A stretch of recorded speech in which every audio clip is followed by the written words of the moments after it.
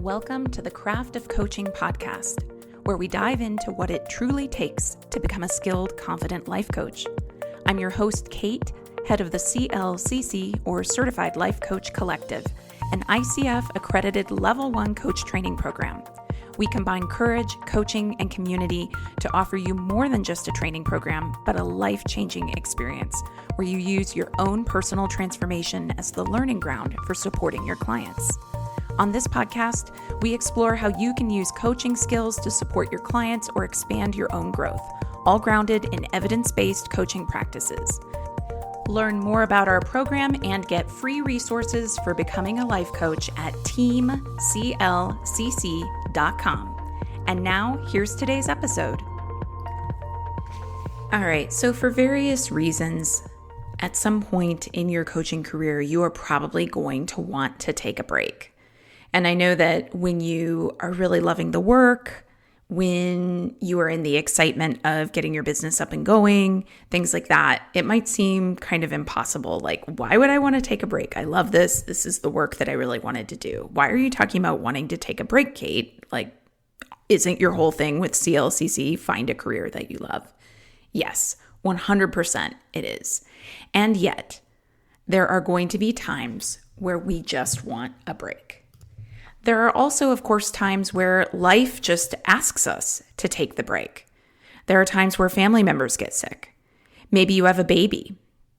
Maybe your partner gets laid off and your coaching income isn't quite there to support the both of you. So you need to, maybe you took some time away from a salaried job to get your coaching business up, but you kind of have to go back to that salaried job for a little while to get things up and running. Maybe you feel burnt out.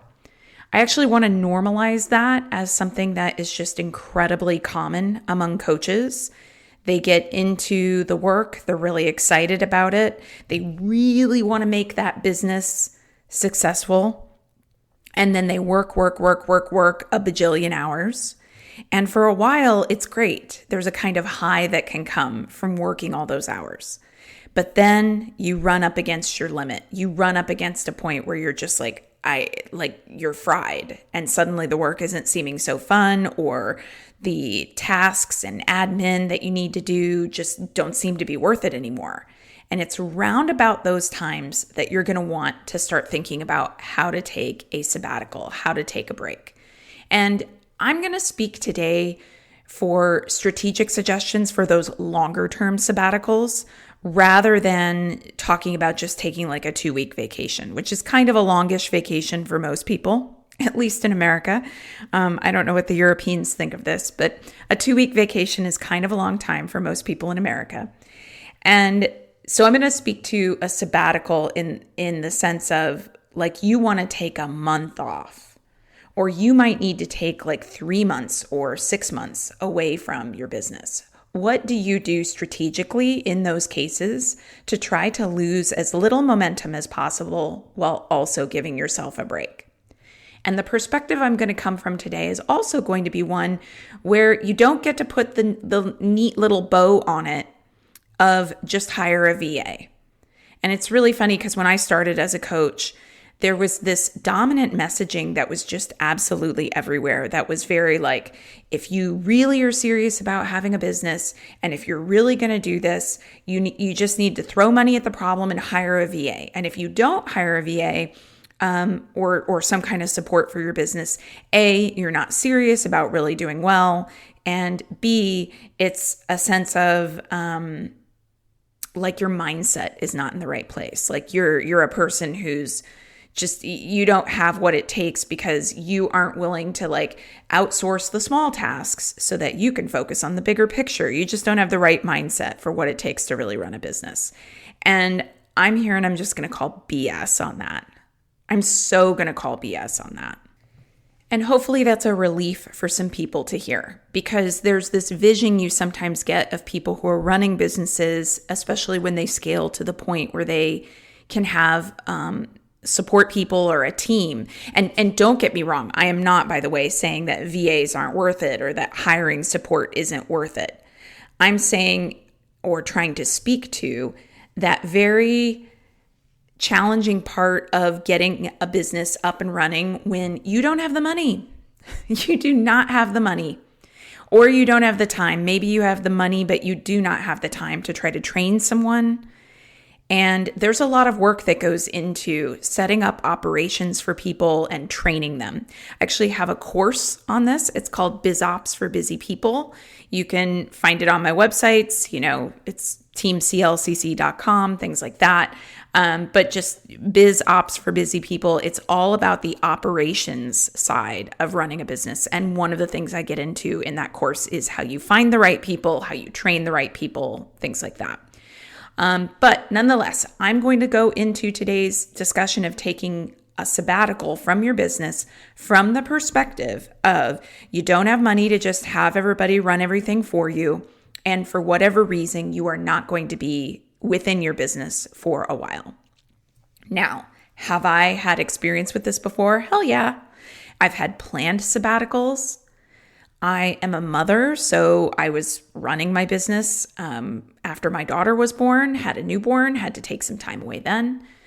I have had situations where I'm part of the sandwich generation. I've got a young child, but then I've also got an elderly parent for whom I have at least some responsibility. And I also have had periods where I went into a state of burnout with my business and just could not do it and had to take a step back. And I actually wrote about that experience in my book, 100% Fully Alive, which is my book that really is about how do you build systems or habits in your life that really kind of get you resilient against the burnout. Because just taking time away and then trying to jump back into it all again doesn't work with burnout. It just does not work. So if you want to find that book, 100% Fully Alive, it's linked on my personal coaching website, yourcourageouslife.com.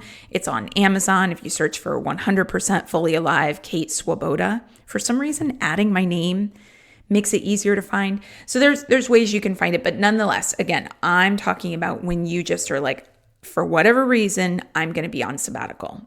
Okay. All right, let's get into it. First things first, is there anything you can do to batch process your content creation strategy before you go on sabbatical? Like, I'm just thinking of my own situation and how long it takes me to do some things. When I sit down and I am creating just like little one-liner image graphics that I post onto Instagram and other places. I usually sit down, I will kind of think for a minute about a topic, like what do I want to say today about courage in a messy world? And I'll just start to riff and I'll write those things down or type them. There'll be things like, somehow, some way we're going to get through this, or the messiness of the world is an opportunity for us to become more resilient. Or, so you see what I mean? So I'll just kind of write those down. And let's say I can write down 30 of those. And let's say it takes me 30 minutes. It probably won't take me 30 minutes, but let's just say if you're feeling stressed in particular, it's going to take you 30 minutes. Great. You've got 30 one-liners. Go into Canva. Surely everyone's using Canva at this point, right? Go into Canva. Pop them into a template and export, and you have 30 graphics. Let's say that it takes you, now there are things, if you want to learn how to do these things, you can. There are ways that you can pop your one-liners into a spreadsheet and then import the spreadsheet and just tell Canva, apply it to this template. Canva will do it, and in under a minute, it will create your 30 graphics for you. There are tutorials on how to do that all over the internet. Find them, they're helpful. But let's say that you create those graphics yourself. Let's say it takes you another hour. Great, you spent 90 minutes on this. Okay, you got this. All right. Last thing, buffer.com is a scheduler for social media. If you've got buffer.com, and these tools, by the way, like this is not just sabbatical specific. These are tools where this is what I would recommend you do just like as part of running your business, just in general. Buffer.com, spend one more hour scheduling out one graphic a day for 30 days. Now, in modern social media, is that going to be a best practice, one graphic a day for 30 days? No, it's not. The algorithms prefer that you create more content, that you create video in addition to graphics. Got it. But like, if you're about to go on sabbatical and you need the time away and you're like, I'm burnt out, so I'm going and it's starting next week. Or if you're like, some serious crap is going down in my family, I need some time away, it's starting soon. Just taking 2-3 hours and you've got a month of content going out is a system that you can employ that will at least ensure that it's not like a withering on the vine situation. Because the thing that I always say when I'm working with people on marketing, when I'm working with people in the Certified Life Coach Collective on their marketing, new coaches who are going through training and they're going, how do I do all the things? One of the things that I talk about, or the image that I talk about, is the momentum that you get with a wheel. So if you have a wheel that is on a spoke and you just like took your hand and you started to turn that wheel to get some momentum, you could do with your hand just like 3, 4, 5 turns where you're really trying to get that wheel to spin. And then you could take your hand off the wheel, and for a little while, on its own momentum or on the force that you applied, that wheel would continue to turn on its own. And it would start to get a little bit slower over time, but for a little while, it would turn on its own. If you know that you are going to need to be away from your business for a month, wouldn't it be better to just have something rather than nothing? Wouldn't it be better to not let the momentum, the work you've been putting into growing your business, not completely slow down? To me, that's the gig. That's what I'm going to do. So situations like that where I know that I've got a lot going on, things of that nature. I mean, I'm a batch processor already. I create graphics, I put them out to the team gets them scheduled for me. That's a great lift that I have. But I have had team members who have been sick before and I got to do it myself. What do you do in a case like that? Well, like, again, we're talking about 3 hours and you got a month of content out there.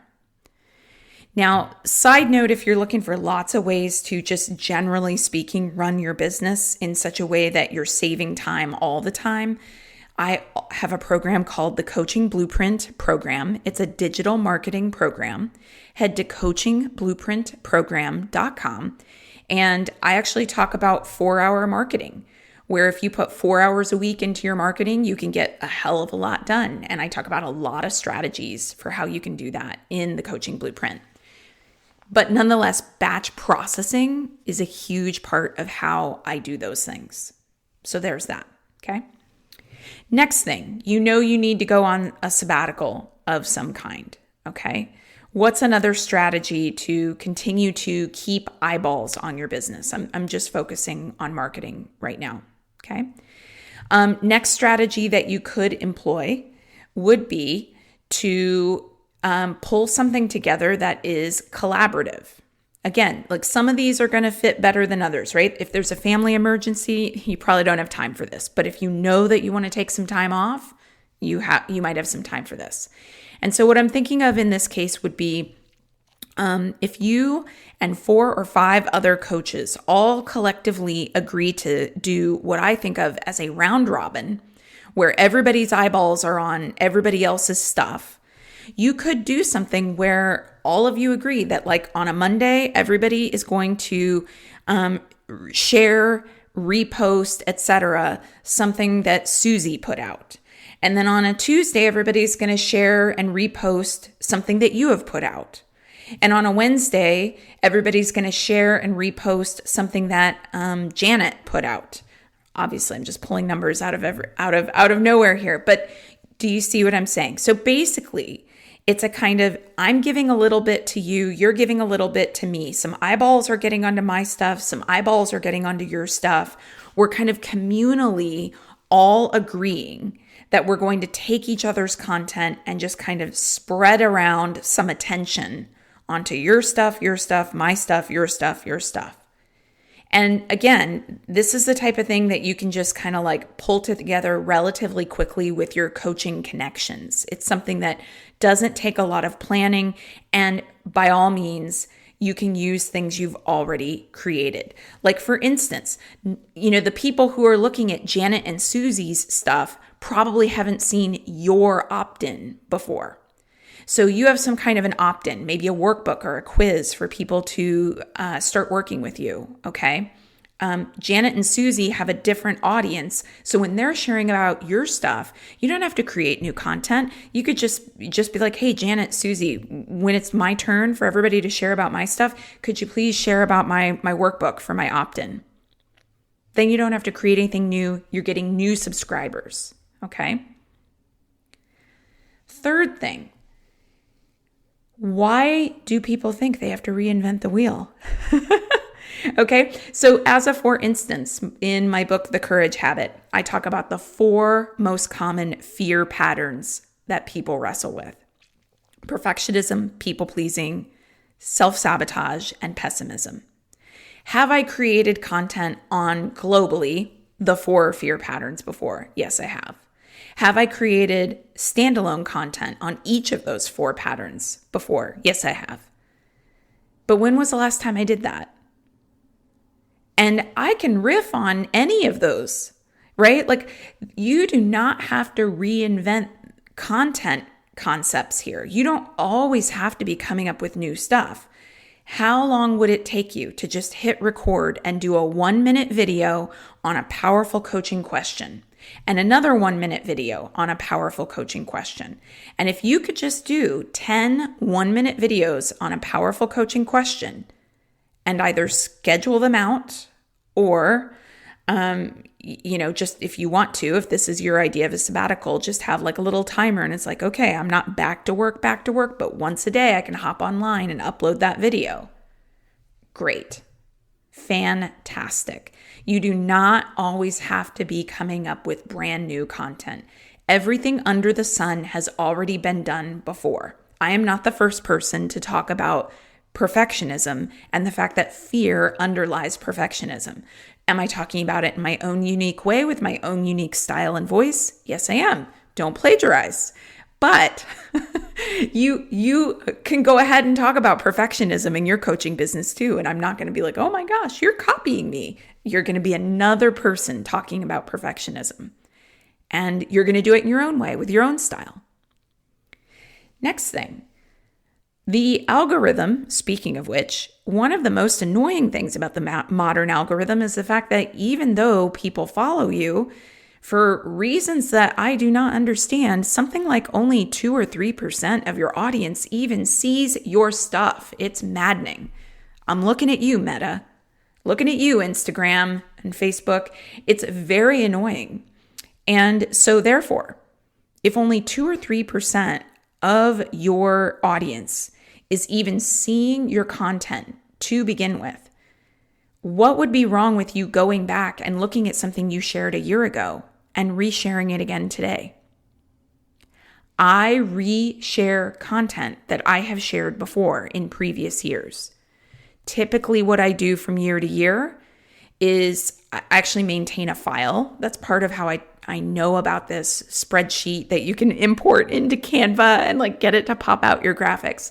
I maintain files, spreadsheets of what I call one-liners, which are just like, short little one line that could be put onto a graphic. And this to me is kind of the genius of Canva, is that I could have this one-liner file. It's a CSV file that's in Google Drive. I can add to it, sure. But I could in 2022, put it into one particular graphic template, and 10 years from now, who knows where everything's going to be 10 years from now. But assuming that it all still exists 10 years from now, I could take the exact same CSV file, pop it into a different visual template, and get all those graphics totally remade. And if anybody ever came and said, well, gosh, Kate, you shared that same graphic, the exact same quote 10 years ago. It just looks different. Do you think I'm going to lose sleep over that? Like, who has the time? Who has the time to go pouring through your social media to notice the fact that you said something exactly the same a year ago, but with a different graphic? Nobody. And then, like I said already, the algorithm restricts how many people are seeing your content anyway. Side note, in case you aren't aware of why the algorithm does that, it's basically because these, Meta, Facebook, TikTok, all these places, they're hoping that you will pay to play. They're basically going, hey, if we restrict how much of your audience is seeing this post, it might tempt you into paying us to boost the post to get more eyeballs on your post. Do I like it? No. I think it's super shady. And if I could talk to the powers that be that make these decisions at these companies, I would go, you are cannibalizing the users of these platforms, because eventually another platform will rise up and people will go hang out there that isn't doing that. And then everybody's going to be like, bye. And you're going to be like the MySpace or the Vine or like all these other platforms that have kind of come and then just disappeared because people go elsewhere. If you do not treat your creators well, they will go elsewhere. So I don't know. I'm sure Zuckerberg listens to the Craft of Coaching podcast, right? LOL.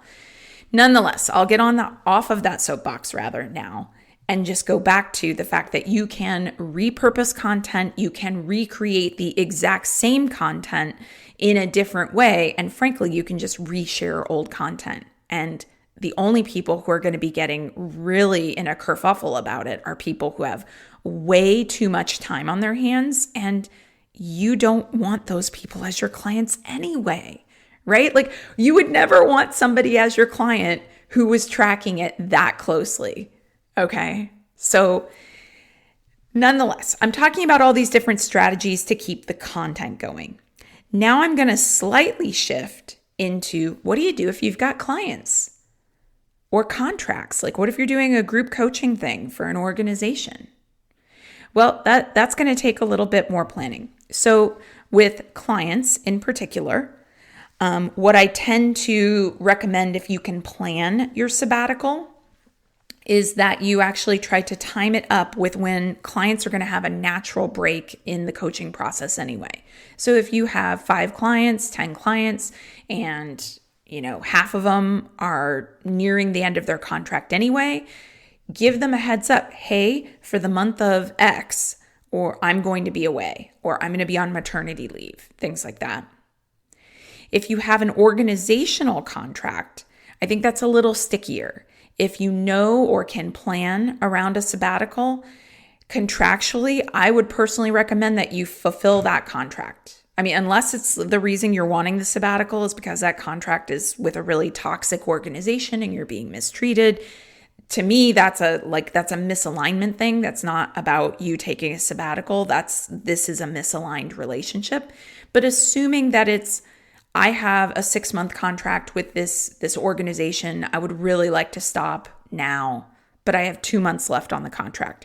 Personally, for me, because of the reputation, the referrals I would want, things of that nature, I would recommend that you finish the contract. If it's an emergency situation, you handle that the way you would if you were at a salaried job. You approach the relevant stakeholders and you actually say to them, I have an emergency situation. Here is why I cannot fulfill the contract that we have. And let's talk about an offboarding plan or a way for me to scale back or something like that. With clients, if you don't have any clients that are about to reach a natural ending point, what I would recommend is that you schedule your sabbatical a certain amount of time in advance to give them time to build towards a natural ending point. Like, make it 2 months out. Don't try to take it next week. Don't try to take that sabbatical immediately. And then if there is an emergency and you need to step away from your business, same thing as if you're working with an organization, because in life, sometimes emergencies happen. Now, on a personal level for myself, I have had some situations where life was not feeling so sparkly and I had some family emergencies, like I said, elder care emergencies, things like that.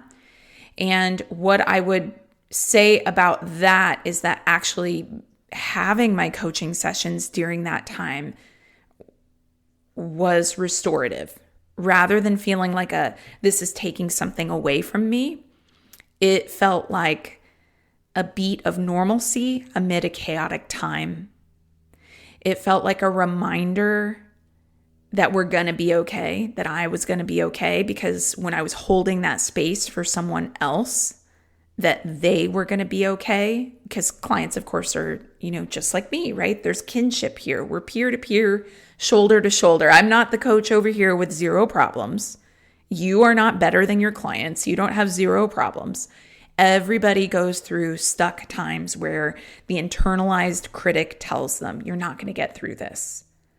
So during those times, personally, I have found that while sometimes I felt overwhelmed during those times around needing to remember to keep the appointment, given that there were these other kind of emergency things or emergent things going on, that piece was stressful, but the actual client sessions themselves were not stressful. And I'm thinking of one thing in particular where a parent had an emergency, and I basically was very transparent with my clients that I needed to be out of town to go care for this parent. It would be for an extended period of time. I said I might need to change around some client session times, but at this time I plan to keep everything as it is. But I will be, of course, be in contact with you and have an open dialogue with you if that needs to change. And at the end of the day, clients were incredibly supportive and kind. They said wonderful, kind, lovely things. I ended up really rarely ever needing to actually reschedule an appointment. There was nothing emergent that I can think of, maybe one time where something came up, and it wasn't even like a thing. It was like, okay, 2 days from now when I have a session scheduled, I will need to support that parent at an appointment, and therefore I need to reschedule that appointment. But it ended up being a lot less chaotic than I think. So the takeaway that I would offer to you here is, if you can plan for the sabbatical, you give transparency to the fact that you need to plan for the sabbatical, and you start essentially creating a plan for it. But my personal suggestion is that you try to fulfill all client sessions and contracts as much as possible. If it's an emergency, then my suggestion is that you are simply handling that in a way that is professional and ethical, the way you would handle any other emergency. And speaking of ethics, with one-on-one clients, there's one other note that I will add to this. It is, I would make sure that you have, if it's an emergency especially, and if you have clients that are really struggling, I would make sure that you have another trusted coaching colleague, possibly even a therapist, and that you're prepared when you have your conversation with your client. Hey, I'm going to need to be away for a while. A big emergency happened. I know that this is very sudden. I have to cancel our sessions, but I don't want to leave you in the lurch.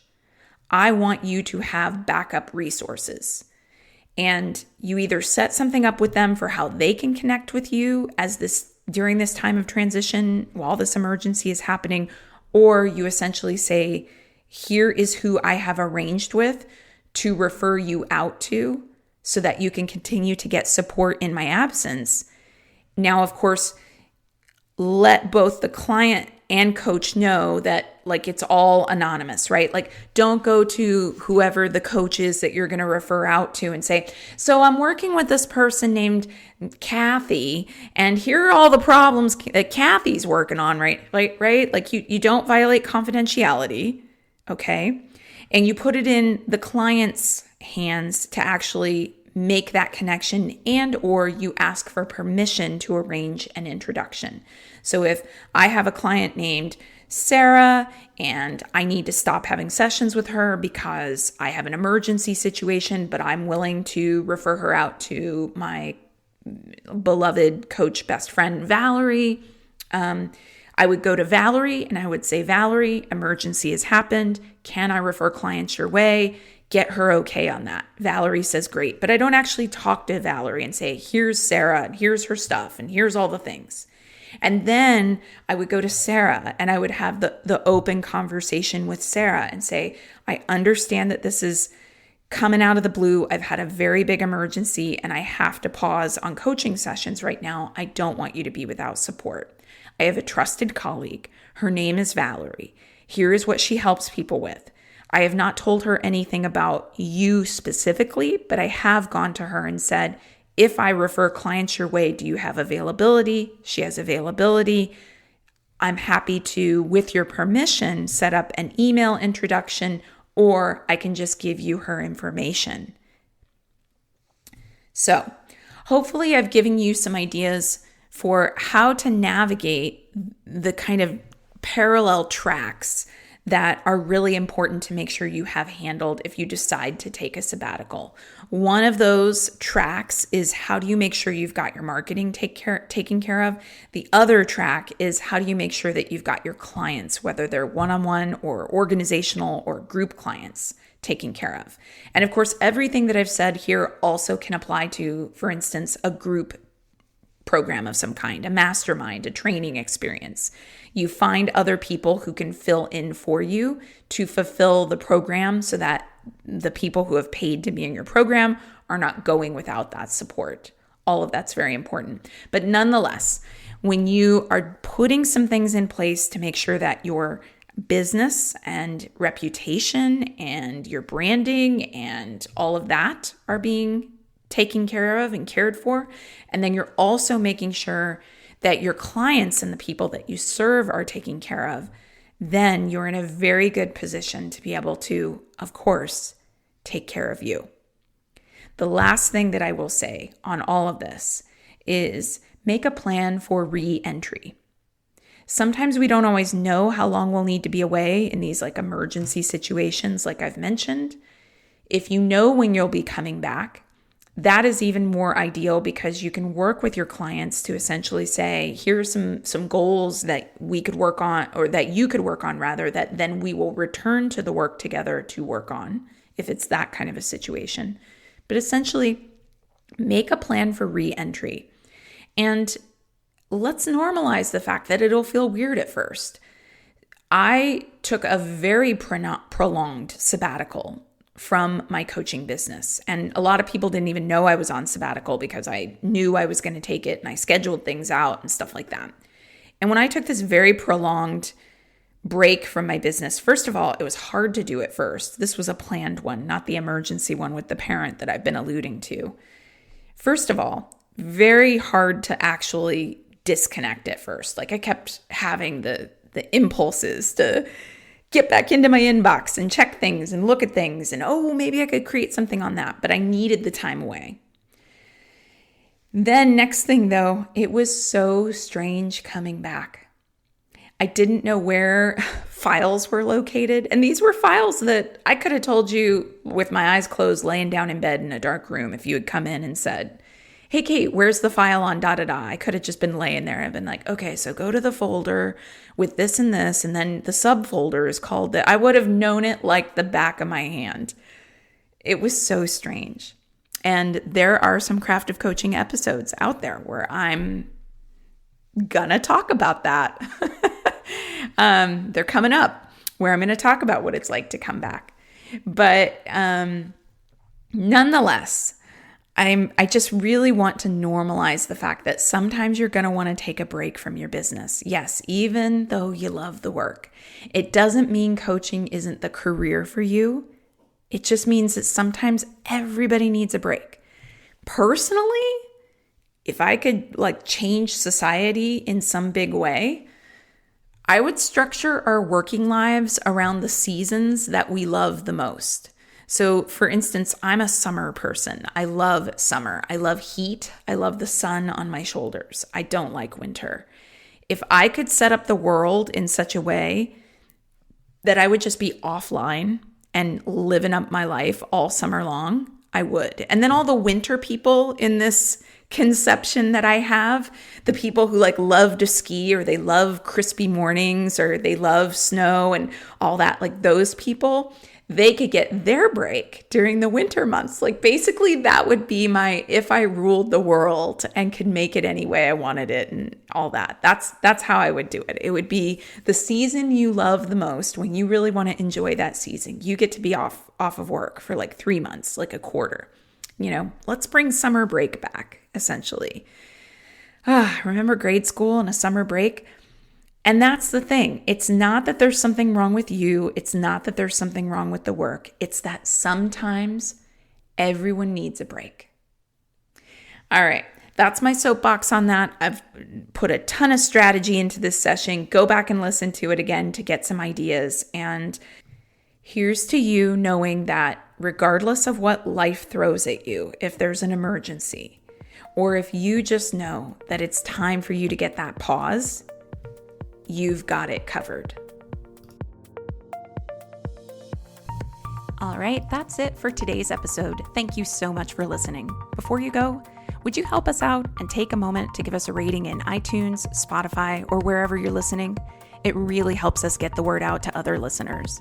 And before you go today, would you like free resources to support your coaching journey? Whether you're considering becoming a coach or you want advanced coach skills training, access our coaching resource library at teamclcc.com. Again, that's teamclcc.com. Can't wait to connect with you. And again, thanks for listening.